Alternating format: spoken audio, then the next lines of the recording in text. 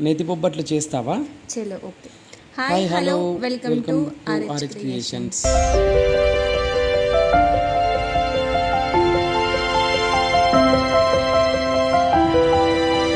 Creations.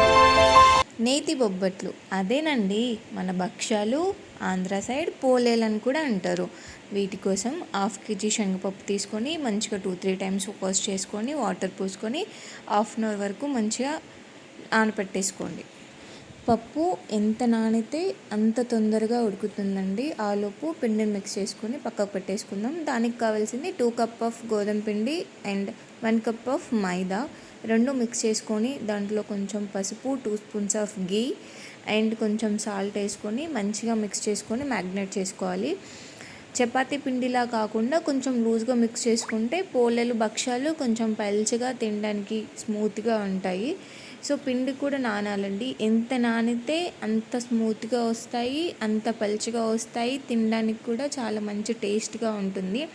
And గీ కలుపుకోవడం వల్ల, నెయ్యి వేసుకొని కలుపుకోవడం వల్ల ఆ ఫ్లేవర్ అనేది మనకు తింటుంటే తెలుస్తుంది. ఎవరికైతే నెయ్యి స్మెల్ పడదు అని అనుకుంటారో మీరు గీని స్కిప్ చేసి ఆయిల్ ప్రిఫర్ చేయండి. అండ్ పిండి మిక్స్ చేస్తూ ఉన్నప్పుడు మధ్య మధ్యలో కూడా ఆయిల్ పోస్తూ మిక్స్ చేయాలి. అలా మిక్స్ చేస్తే భక్ష్యాలు, పోలేలు చాలా స్మూత్గా వస్తాయి. అండ్ మనది భక్ష్యాలు మొత్తం పిండి మిక్సింగ్లోనే ఉంటుందండి. ఎంత బాగా మిక్స్ చేసుకుంటే పోలేలు అంత బాగా వస్తాయి. అండ్ మధ్య మధ్యలో ఆయిల్ పోయడం మాత్రం అస్సలు మర్చిపోకండి. నేను ఆయిల్ అయితే ఎక్కువ యూస్ చేయట్లేదండి. నాకు నేతి బొబ్బట్లు అంటే చాలా ఇష్టం. సో నేను నెయ్యినే యూస్ చేస్తున్నాను. మీకు నెయ్యి స్మెల్ పడట్లేదు అని అనుకుంటే మీరు ఆయిల్ యూస్ చేయండి. అండ్ పిండి ఎంత సాఫ్ట్గా ఉండాలి అని అంటే ఇప్పుడు నేను మీకు చూపిస్తున్నాను కదా, ఆ టైప్ ఆఫ్ టెక్స్చర్లో ఉంటే మీకు బొబ్బట్లు అనేవి చాలా స్మూత్గా వస్తాయి. అలా అయ్యాక దాని మీద ఒక 2 స్పూన్స్ ఆఫ్ నెయ్యి వేసేసుకొని పక్కకు పెట్టేసుకోండి. దానిపైన ఒక క్యాప్ ఆర్ ఏదైనా తడి క్లాత్ వేసుకొని పక్కకు పెట్టేసుకోండి. పిండి ఒక హాఫ్ అన్ అవర్, 1 అవర్ నానితే ఎంత బాగుంటుంది. సో నేను పిండి నానేలోపు పిండి లోపలికి కావాల్సిన పూర్ణం రెడీ చేసుకుందాం. దానికోసం నేను హాఫ్ కేజీ పప్పుకి హాఫ్ కేజీ బెల్లం తురిమి పెట్టుకున్నానండి. ఆ బెల్లాన్ని మనం బాణీలో వేసేసుకొని లైట్గా కొన్ని వాటర్ వేసుకొని అది కరిగే పాకం రావాల్సిన పని ఏం లేదండి. ఒక బెల్లం ఒకటి కరిగితే చాలు. నేను ఇక్కడ పప్పుని గ్రైండ్లో చేయకుండా పప్పు గుత్తితో మొత్తం మంచిగా మెత్తగా ఉడికించి దాంతో స్మాష్ చేస్తున్నా. మిక్సీలో వేసి చేస్తే ఏంటి అని అంటే మొత్తానికి మెత్తగా అయిపోతుంది. నాకు అలా నచ్చదు. సో నేను తింటూ ఉంటే నాకు పప్పు అక్కడక్కడ తగులుతుంటే ఆ టేస్ట్ నాకు చాలా భలే అనిపిస్తుంది. సో నేను పప్పు గుత్తితో మొత్తం స్మాష్ చేసుకుంటూ ఉన్నాను.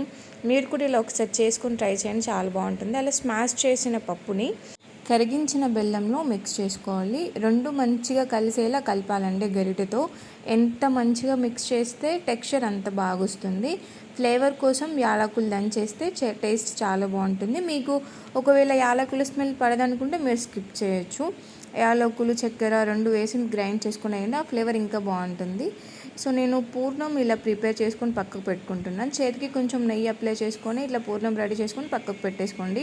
ఆలోపు మనం నానబెట్టిన పిండిని తీసుకొని మంచిగా ఒకసారి మిక్స్ చేసుకోండి. టెక్స్చర్ చూడండి ఎంత స్మూత్గా. భక్ష్యాలు పల్చగా కావాలనుకున్న వాళ్ళు ఈ టెక్స్చర్తో మిక్స్ చేసుకుంటే సరిపోతుందండి. కొందరికి థిక్గా ఉంటే చాలా బాగా నచ్చుతాయి. అలాంటి వాళ్ళు పిండిని కొంచెం గట్టిగా మిక్స్ చేసుకొని పక్కకు పెట్టేసుకోండి.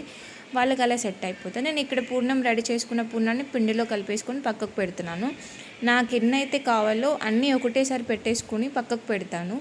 చేసుకునేటప్పుడు నాకు ఈజీగా ఉంటుంది.